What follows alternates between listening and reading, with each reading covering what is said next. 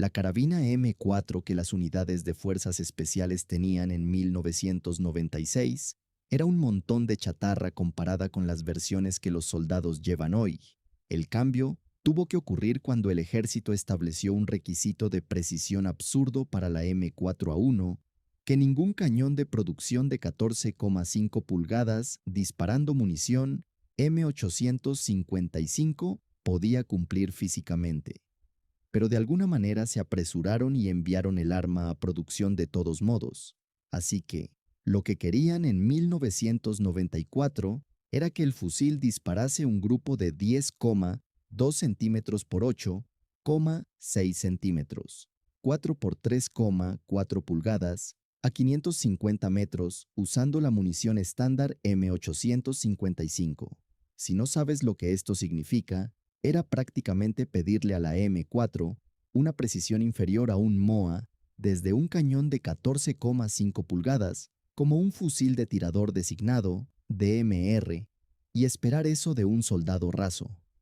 Incluso con un fusil de cerrojo de precisión, lo cual ya era bastante difícil en aquel entonces, y en el mejor de los casos con la M855 desde un cañón de grado Mach, era aproximadamente solo 2 MOA.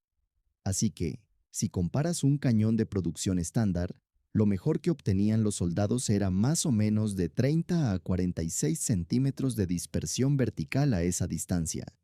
Así que, en resumen, los militares lo aprobaron y siguieron adelante con ello, lo que expuso un montón de otros problemas. Entonces, el cañón original de la M4A1 se rompía bajo fuego automático, y el propio estudio del ejército de 1996 mostró que pasaba entre 540 y 596 disparos cuando se tiraban uno detrás de otro. Por ejemplo, el cañón se doblaba al calentarse mucho, y solo tiraron 3 cargadores seguidos en automático. Si miras los números, son solo 90 disparos, y a este paso, nadie en el campo podría lograr la supresión de fuego si la necesitara. Y eso llevó a más pruebas. Y más tarde, los datos de la prueba estaban en un informe que mostraba que el cañón de la M4 y su propio sistema de control de disparo estaban mal ajustados desde el primer día. Así que fueron al Centro de Investigación Crane de la Armada en busca de respuestas. Y la solución que al final encontraron fue usar un perfil de cañón más pesado. La idea era que querían que el cañón durara al menos 800 disparos de fuego automático, sostenido antes de fallar. El peso extra en el cañón puede absorber el calor antes de que la pared del cañón empiece a perder integridad estructural. Y Crane volvió con una prueba que decía que sí, que 800 disparos era el límite concreto hacia el que estaban trabajando. Si piensas en cuántas balas se tiran durante tiroteos largos, con el tiempo también se calentarán y superarán el límite de 800 disparos si no hubiera otras armas de apoyo ayudando. Así que el cañón pesado del SOCOM solucionó el problema para el que fue fabricado. Pero cuando cambias una parte del arma, el resto necesita ajuste. Y empezaron a salir un montón de problemas. Por ejemplo, el recubrimiento de cromo dentro del cañón era demasiado grueso para sacar los casquillos bajo calor, así que el recubrimiento de cromo dentro de esas recámaras se había puesto apenas demasiado grueso, o la propia recámara se cortó apenas demasiado estrecha. A medida que la temperatura de la recámara sube durante el disparo, las medidas tan justas agarran el casquillo de latón con más fuerza de la que el extractor puede vencer, y el casquillo disparado se expande y tiene más problemas para salir. El detalle clave es que todas estas armas pasaban la revisión en un banco de pruebas en frío porque el fallo era invisible hasta que el arma llegaba a la temperatura de uso. El proceso de control de calidad estaba dando por buenas armas con un fallo de fábrica que solo se veía una vez que un soldado empezaba a disparar. Y esto básicamente decía que el ejército no tenía idea de cuántas carabinas en todo el batallón tenían el mismo problema. El siguiente gran problema fue el muelle del extractor. Así que cuando volvieron a Crane con respecto al problema de eyección, su respuesta fue cambiar el muelle del extractor de un diseño de 4 espiras a uno de 5 espiras con un inserto más largo, y añadieron la junta tórica de Crane. Si observas esta imagen, a la izquierda estaba el antiguo, y el de la derecha tiene ese pequeño anillo de goma envuelto alrededor del cuerpo del extractor. En pocas palabras, está ahí para aumentar la fuerza mecánica aplicada a cada casquillo disparado. La combinación hacía que el extractor se agarrara al labio del casquillo con fuerza para la eyección, incluso si se calienta mucho. Sin embargo, la solución solo abordaba el síntoma en vez de corregir el problema raíz de tolerancia de fabricación. Aún así, funcionó por el momento, y hubo un reporte que indicaba que convirtió una tasa de fallo del 15% en algo en lo que los soldados podían confiar. Durante este tiempo, la invasión de Irak se estaba formando y los armeros del ejército estaban reconstruyendo estos extractores que iban a Irak en cuestión de semanas. Así que no hubo mucho tiempo para verificar la solución bajo condiciones que se acercaran siquiera a las del combate real. Cada M4A1 que entró en Irak durante la invasión inicial tenía un componente que había sido cambiado específicamente porque un defecto de fabricación en todo un lote de armas nuevas fue detectado en el último momento antes de entrar en combate. La solución afortunadamente funcionó y esa lección aprendida fue algo que el ejército tuvo en cuenta para el futuro desarrollo de armas. Pero ese no fue el único problema. El siguiente problema era la sobrepresión en el sistema de gas. Recuerda, esto fue hace mucho tiempo, en una época en la que no mucha gente entendía el sistema de gas como lo hacemos ahora. Así que el sistema de gas de longitud de carabina de la M4A1 estaba forzando el grupo del portacerrojo más de lo que el diseño necesitaba desde el primer día, y al menos, el ejército entendía la física lo bastante bien como para reconocer el problema, pero no actuaron al respecto durante casi 20 años. Así que lo básico es esto: si no lo conoces, en un cañón de 14,5 pulgadas, el sistema de gas de longitud de carabina mueve la acción a presiones más altas, lo que quiere decir que el portacerrojo se mueve más rápido. Las piezas se desgastan más rápido. Además, el fusil funciona más caliente y más sucio que un sistema de longitud media si se usa el mismo cañón. Más tarde, las pruebas de Crane confirmaron con el tiempo que el sistema de gas de longitud media baja la tasa de fallos más o menos a la mitad a lo largo de 30.000 disparos comparado con los cañones de longitud de carabina. Pero ahora, el problema era el dinero y la logística, porque esos fusiles con longitud de carabina ya se fabricaban en masa. Así que empezar a producir el sistema de longitud media suponía una inversión enorme. El siguiente en la lista fue el problema del rebote del cerrojo en fuego automático.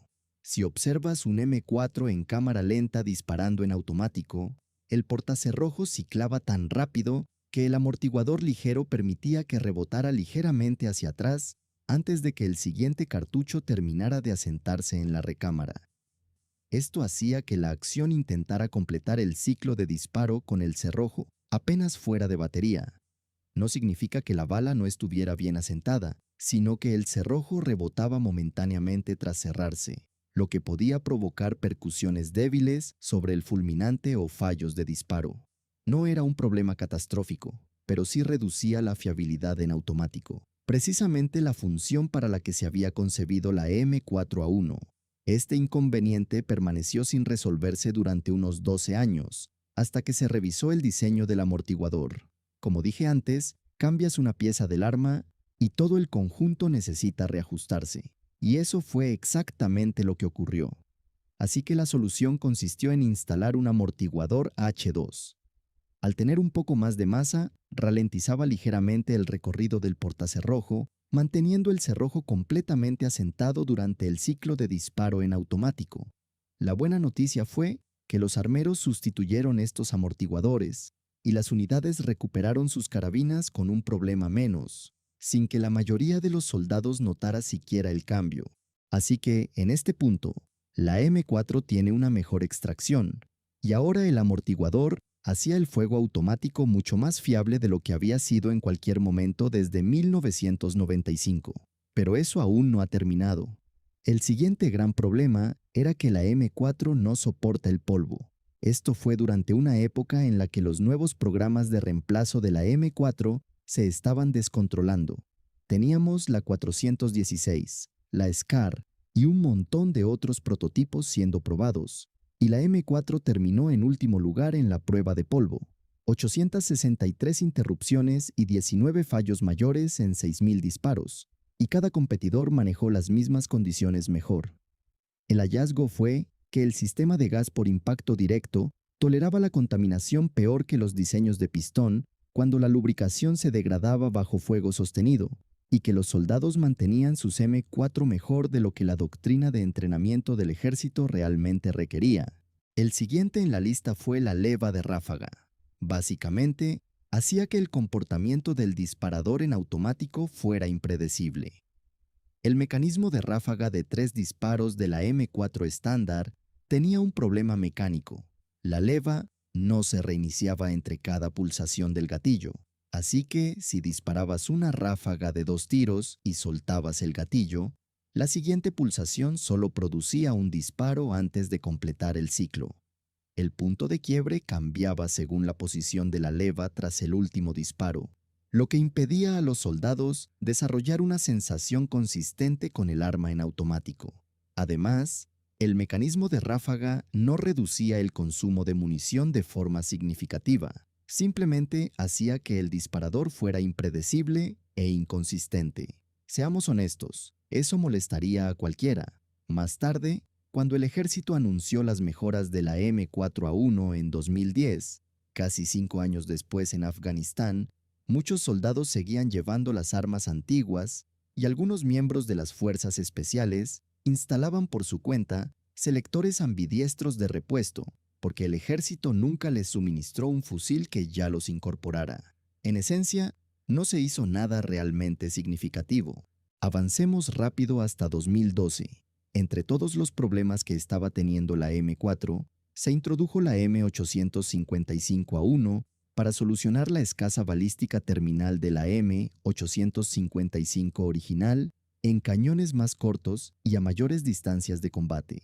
Así que la A1 fue diseñada para proporcionar un rendimiento terminal más fiable y mejor penetración a través de barreras como cristal y coberturas ligeras. Sin embargo, la contrapartida era una mayor presión y un desgaste acelerado en cañones y componentes del cerrojo a ritmos que acortaban su vida útil notablemente. En pocas palabras, la M855A1 acumulaba 2 variables de alta presión separadas sobre los mismos componentes simultáneamente. En cierto modo, el problema volvía a su origen, que era que la brecha entre lo que la plataforma fue diseñada originalmente para soportar y lo que la munición actual le exigía no dejaba de crecer.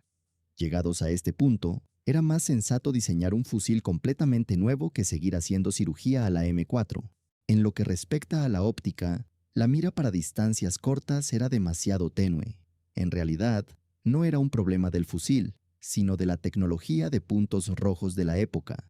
El ejército incluso iba por delante, ya que adoptó el Aimpoint M68 alrededor de 1997, mientras que el SOCOM no lo recibió hasta 2002. Para 2013, la tecnología de disparadores había mejorado, pero los de serie seguían siendo tan deficientes que muchos operadores compraban los suyos. De hecho, durante años utilizaron disparadores comerciales en sus armas personales hasta que el grupo de disparo reglamentario fue reemplazado. Ese mismo año, Crane adoptó el disparador Geissele Super Select Fire para el SOCOM, ofreciendo una pulsación más limpia, ligera y consistente. Lo llamativo es que llegó 18 años después de que la M4A1 entrara en servicio con las operaciones especiales.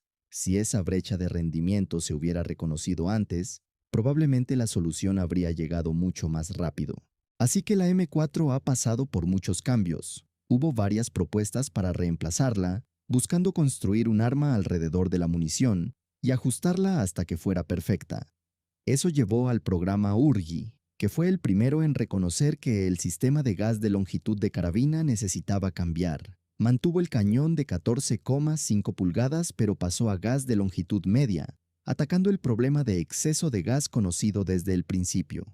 Los datos que apoyaban el cambio existían desde hacía años, pero el SOCOM lo logró 24 años después del primer despliegue de la M4A1 y 7 años después de que la M855A1 empeorara el desgaste. Y la mayor parte del ejército aún espera la mejora. Y esto ha sido todo por hoy. Espero que te haya gustado el video. Si es así, dale like y suscríbete para más guías como esta.